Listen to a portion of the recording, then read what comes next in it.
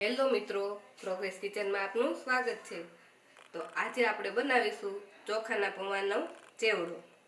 આ ચેવડો આપણે ઘરમાં ખૂબ જ સરળતાથી અને ખૂબ જ ઓછા ખર્ચમાં બનાવીને એકદમ ચોખ્ખો અને સ્વાદિષ્ટ એવો તૈયાર કરી શકીશું। ચોખા પૌવાનો ચેવડો બનાવવા માટે મેં અહીં 400 ગ્રામ ચોખાના પૌવા લીધા છે।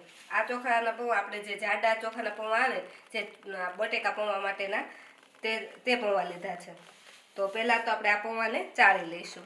આ રીતે આપણે આ પૌવાને થોડાક ચાળી લઈશું, એટલે કે આ પૌવામાં જે કંઈ રસપણ કે એવું હોય, કોઈ જીવાત હોય તો તે નીકળી જાય। તો આપણા પૌવા ચડાઈને રેડી છે। તો આ પૌવાને આપણે પછીથી તળીશું તે પહેલાં આપણે એક સ્પેશિયલ મસાલો બનાવી લઈએ, જે મસાલાથી આપણા ચવાણાનો કે ચેવડાનો ટેસ્ટ છે તે એકદમ બજાર જેવો આવશે। મસાલો બનાવવા માટે મેં અહીં મિક્સરનું જાર લીધું છે। તેમાં આપણે 2 ચમચી સૂકા ધાણા નાખીશું, 2 ચમચી જેટલી વરિયાળી નાખીશું। સૂકા ધાણા અને વરિયાળીથી ચવાણાનો મસાલાનો ટેસ્ટ એકદમ સરસ લાગે છે। અને તેમાં 1 ચમચી આપણે આખું જીરું નાખીશું। તેમાં 1 ચમચી આપણે સંચળ પાવડર નાખીશું અને અડધી ચમચીથી થોડુંક વધારે એટલું આપણે રેગ્યુલર મીઠું નાખીશું। 1 ચમચી જેટલી હળદર નાખીશું। 1.5 ચમચી જેટલું કાશ્મીરી લાલ મરચું નાખીશું।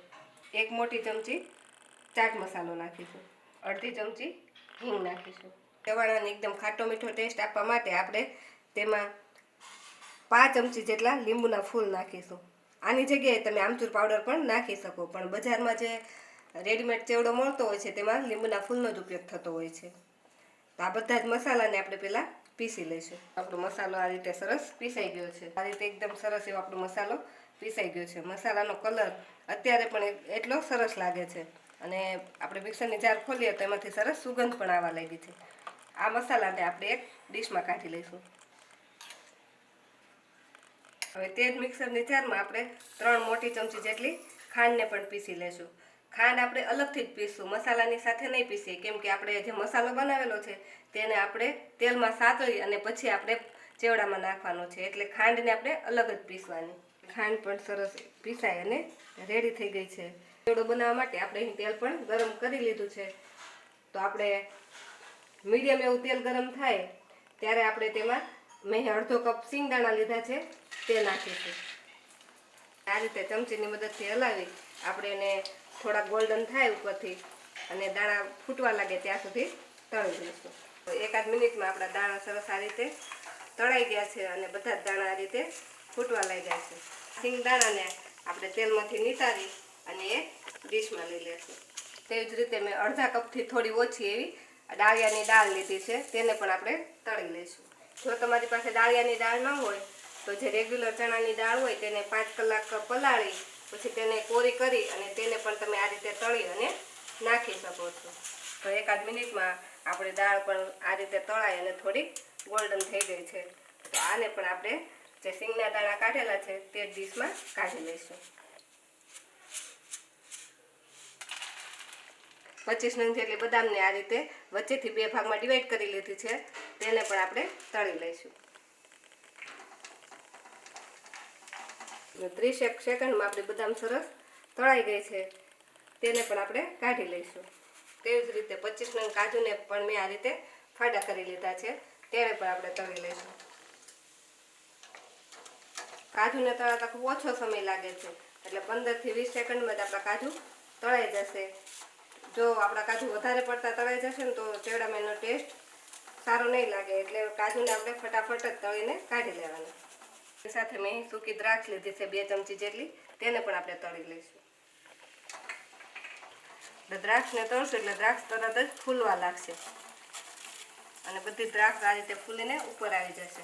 ને તળાતા પણ ખૂબ જ ઓછો સમય લાગે છે, એટલે થોડીક જ વારમાં દ્રાક્ષ આપણે તળાઈ જશે, તેને પણ આપણે કાઢી લઈશું। ટોપરાને મેં આ રીતે લાંબી ચીપ્સમાં કટ કરી લીધું છે, તો આ ટોપરાને પણ આપણે તળી લઈશું। ટોપરાને અને કાજુને બધાને આપણે ધીમા ગેસ પર તળવાના, એટલે એ ક્રન્ચી થઈ જાય અને તેનો કલર પણ બહુ બદલાઈ ન જાય। ટોપરું પણ આ રીતે તળાઈ ગયું છે અને તે ગોલ્ડન થઈ ગયું છે, તો તેને પણ આપણે હવે કાઢી લઈશું। લીમડાના પાન લીધા છે, તેને પણ આપણે તળી લઈશું, પણ પાનને તળાતા ખૂબ જ ઓછો સમય લાગે છે, એટલે આ રીતે આપણે એને ઝારાને ડુબાડી અને ઉપર લઈ લેવાનો, નહીંતર આપણા પાન કાળા થઈ જશે। આપણા લીમડાના પાન પણ સરસ તળાઈ ગયા છે, તેને પણ આપણે કાઢી લઈશું. આપણે બધી જ વસ્તુ સરસ તળાઈ ગઈ છે. હવે આપણે પૌવા તળી લઈશું. તો પૌવાને તળવા માટે આપણે તેલને એકદમ ફૂલ ગરમ થવા દેવાનું છે. આપણે થોડા પૌવા નાખીને જોઈએ, અને જો પૌવા આ રીતે તરત જ ઉપર આવી જાય એવું આપણું તેલ ગરમ થવા દેવાનું છે. તો આપણું તેલ હવે પૌવા તળવા માટે રેડી છે. તો હવે આપણે પૌવા તળવા માંડીએ. તો આ રીતે થોડા થોડા પૌવાને આપણે એમાં એડ કરી અને તળશું, જેથી એને ફૂલવાની સારી જગ્યા મળે. તો આ રીતે નાખીએ એટલે તરત જ બધા પૌવા ઉપર આવી જાય છે. આવી રીતે આપણે બધા જ પૌવાને તળી લઈએ. તો પૌવાને તમે ધીમા ગેસે તળશો તો પૌવા તેલ પી જશે અને સરસ ફૂલશે પણ નહીં. તો પૌવા તળતી ટાઈમે આપણે તેલને આમ ફૂલ ગરમ હોય તેવું જ રાખવાનું. તો આપણા બધા જ પૌવા એકદમ સરસ તળાઈ ગયા છે, અને એકદમ આપણા પૌવા છે એ આવા ક્રન્ચી થઈ ગયા છે. તો હાથેથી તોડીએ તો એકદમ ભૂકો થઈ જાય એવા સરસ બની ગયા છે. તો હવે આપણે જે મસાલો બનાવેલો છે તેને આપણે તેલમાં સાતળી અને પછી આપણે એને પૌવામાં એડ કરવાનો છે. તો તેના માટે આપણે ગેસ પર એક વાસણ નાનું એવું મૂકી દઈશું. નાનું વઘાર્યું કે કોઈ નાના એવા વાસણમાં આપણે 2 ચમચી જેટલું તેલ લઈ લઈશું. આ તેલ જે આપણે પૌવા તળતા બચ્યું હોય તેમાંથી જ આપણે લઈ લઈએ તો પણ ચાલે. તેલ મીડિયમ એવું ગરમ થાય એટલે આપણે જે મસાલો બનાવીને રાખેલો છે તે મસાલાને આપણે આ તેલમાં નાખીશું.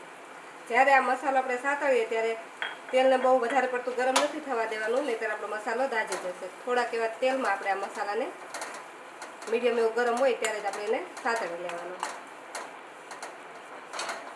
આ રીતે મસાલો સતળાઈ જાય પછી આ મસાલાને આપણે પૌવા પર નાખવાનો છે.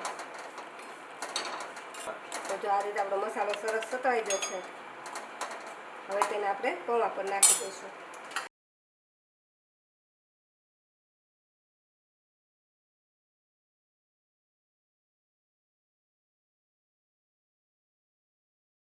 એટલે જ્યારે આ મસાલો ગરમ હોય ત્યારે એને આપણે ચમચાની મદદથી આ રીતે થોડું મિક્સ કરી દઈશું. થોડુંક ઠંડુ થાય પછી આપણે એને હાથની મદદથી મિક્સ કરીશું. હવે થોડુંક ઠંડુ થઈ ગયું છે તો આપણે એને હાથની મદદથી મિક્સ કરી દઈએ. પછી આ 2 હાથ વડે આ રીતે થોડું થોડું મિક્સ કરી આપણે આ રીતે ઘસવું એટલે બધા જ પૌવા પર આપણો મસાલો કોટ થઈ જશે. તો આમાં સરસ મસાલો બધો મિક્સ થઈ ગયો છે. હવે આના ઉપર આપણે જે ખાંડ દળીને રાખી છે તે નાખીશું. એની સાથે જ આપણે જે બધી વસ્તુ તળીને રાખેલી છે, સિંગદાણા, ડાળિયા, ટોપરું, કાજુ બદામ, દ્રાક્ષ, બધી જ વસ્તુને આપણે આમાં એડ કરી દઈશું. બધી જ વસ્તુને આમાં મિક્સ કરી દઈશું.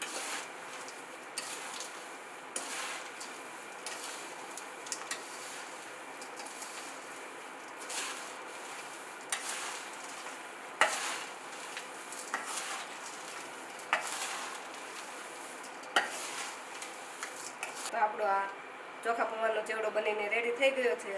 તેને હાથમાં લઈને જોઈએ તો એકદમ આ રીતે તોડે તો એકદમ ડાયરેક્ટ ભૂકો થઈ જાય છે. તો આ ચેવડાને તમે એરટાઈટ બરણીમાં ભરી અને 1 મહિના સુધી સ્ટોર કરી શકો છો. અને સવારના ચા નાસ્તામાં પણ તમે આ ચેવડો લઈ શકો છો. કોઈ મુસાફરીમાં જતા હોય ત્યાં પણ સાથે લઈ જઈ શકો છો. જો તમને અમારી આજનો વિડીયો ગમ્યો હોય તો અમારા વિડીયોને લાઇક કરો અને પ્રોગ્રેસ કિચન ચેનલને સબસ્ક્રાઈબ કરો.